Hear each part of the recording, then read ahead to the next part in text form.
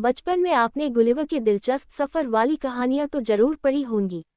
आपको वो कहानी भी याद होगी जब गुलिवर लिलीपुट नाम के एक द्वीप पर पहुंच गया था। वहां 15 सेंटीमीटर लंबाई वाले लोगों ने उसे बंदी बना लिया था। बचपन में ये बात हैरान करने वाली लगती थी कि बौने इंसान कैसे लगते होंगे। मन में ये सवाल भी उठता था कि इतने छोटे छोटे इंसान होते भी हैं या फिर कहानियों में ही इनका जिक्र मिलता है। आपका सवाल एकदम जायज है, क्योंकि इतने छोटे इंसान तो होते ही नहीं। लेकिन आज हम आपको एक ऐसे सच से रूबरू कराएंगे जिसके बाद बौनों को लेकर आपकी सोच एकदम बदल जाएगी। आज से करीब 150 साल पहले ईरान के एक गांव में बौने लोग रहते थे। इस गांव का नाम है माखुनिक, जो कि ईरान अफगानिस्तान सीमा से करीब 75 किलोमीटर दूर है। कहा जाता है कि मौजूदा वक्त में ईरान के लोगों की जितनी औसत लंबाई है, उससे करीब 50 सेंटीमीटर कम लंबाई के लोग इस गांव में रहते थे। 2005 में खुदाई के दौरान इस गांव से एक ममी मिली थी जिसकी लंबाई सिर्फ 25 सेंटीमीटर थी। इस ममी के मिलने के बाद ये यकीन पुख्ता हो गया कि इस गांव में बहुत कम लंबाई वाले लोग रहते थे। हालांकि कुछ जानकार मानते हैं कि ये ममी समय से पूर्व पैदा हुए किसी बच्चे की भी हो सकती है, जिसकी 400 साल पहले मौत हुई होगी।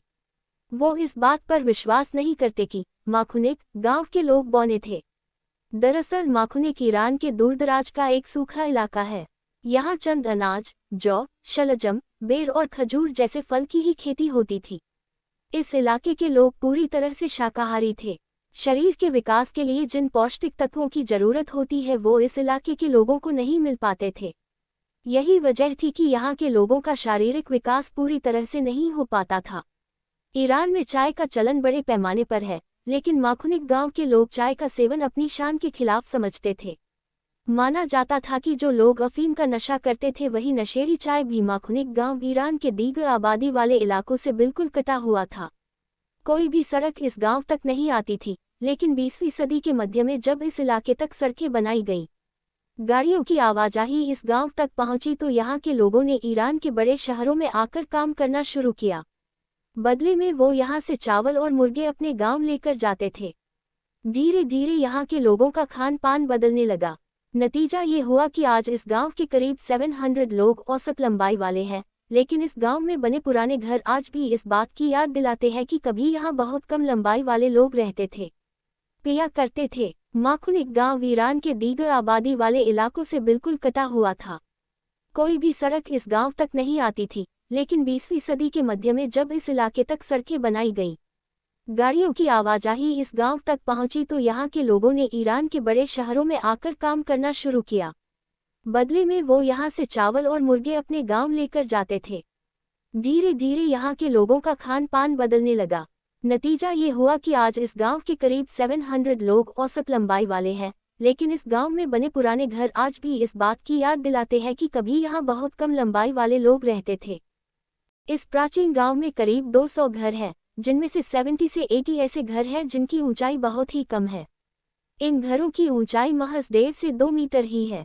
घर की छत 1 मीटर और 4 सेंटीमीटर की ऊंचाई पर है। इससे साफ जाहिर होता कि कभी यहाँ कम लंबाई वाले लोग रहते थे। घर में लकड़ी के दरवाजे हैं और एक ही तरफ खिड़कियां हैं। ये घर बहुत बड़े नहीं हैं। घर में एक बड़ा कमरा है। इसके अलावा यहाँ 10 से 14 वर्ग मीटर का एक भंडार घर है जिसे कांदिक कहा जाता था। यहाँ मुख्य रूप से अनाज रखा जाता था। कोने में मिट्टी का एक चूल्हा बना होता था जिसे कर्शिक कहा जाता था। इसके अलावा इसी कमरे में सोने के लिए थोड़ी सी जगह होती थी। जानकारों का कहना है कि इन छोटे घरों को बनाना भी इस गांव के लोगों के लिए आसान नहीं होता था। गांव का सड़कों से जुड़ाव नहीं था। घरेलू जानवरों की मदद से गाड़ियों पर सामान खींचकर लाना आसान नहीं होता था। घर बनाने के लिए लोगों को अपनी पीठ पर सामान लाद कर लाना पड़ता था। शायद यही वजह थी कि यहाँ के लोग बड़े घर बनाने से कतराते थे।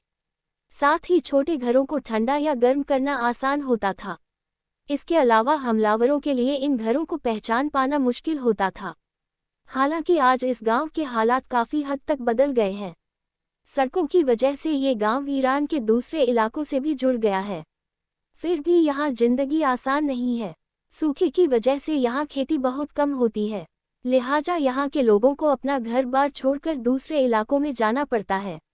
गांव में रहने वाली महिलाएं बुनाई का काम करती हैं। इसके अलावा उनके पास कोई काम नहीं है। यहाँ के लोगों की जिंदगी सरकार से मिलने वाली सब्सिडी पर निर्भर करती है। इस गांव का आर्किटेक्ट अपने आप में बहुत अनूठा है। यही वजह है कि कुछ जानकारों को उम्मीद है कि इस गांव में सैलानियों की तादाद बढ़ेगी। पर्यटन बढ़ने से यहाँ के लोगों के लिए रोजगार भी बढ़ेगा।